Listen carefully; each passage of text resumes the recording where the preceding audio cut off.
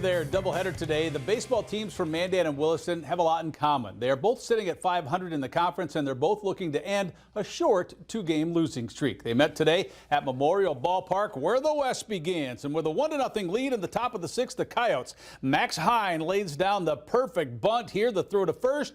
Well, that is not a connection, and Caden Finders would cross, and the Coyotes have a 2-run lead.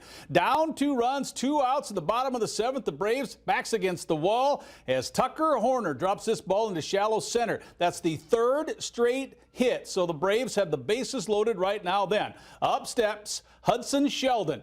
Sheldon gets a hold of this one, sending it into right center field, and it will run the gap and go to the wall. The tying run scores, and then the winning run scores. So Sheldon walks off with a 3 RBI triple as Mandan wins it by the final of 3-2, and the Braves sweep the day. In the capital city, it's the Patriots against the Demons. 2 outs in the first inning of this one. Century's Carter Kruger smashes a line drive to right center field. That will make it all the way to the wall. Parker Sagsving makes it all the way home for the Patriots.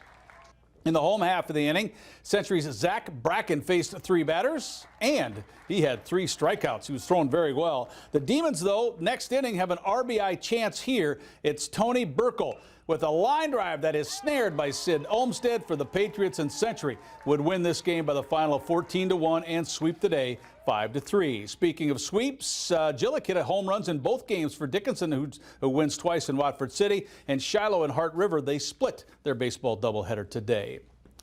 Well, a softball winning streak will be stopped today. Mandan and Century were both winners in their last conference outing. This doubleheader taking place at the capital city.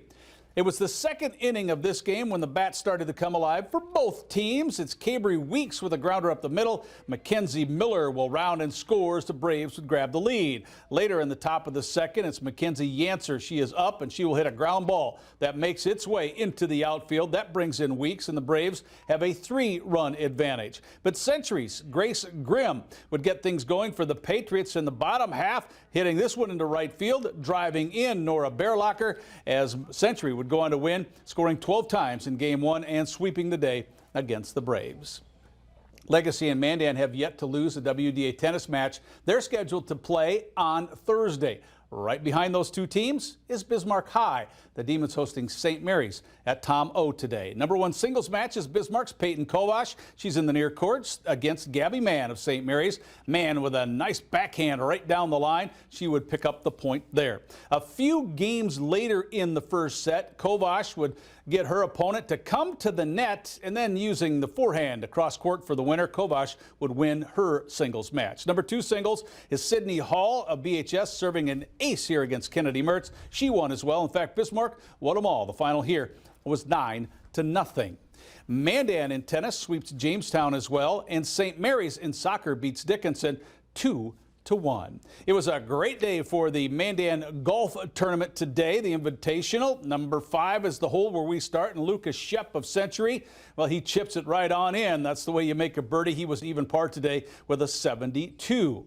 Number 14, Century's Caden Willer with a tap-in birdie. That was his first hole of the day. He shot a 77. Then Matthew Souther of Legacy showing some really good touch with a wedge from the rough on 18. That goes in. He had a 78. And overall, team-wise, it was Minot that won it in a close one, 3 strokes better than the Patriots, with the Saints coming in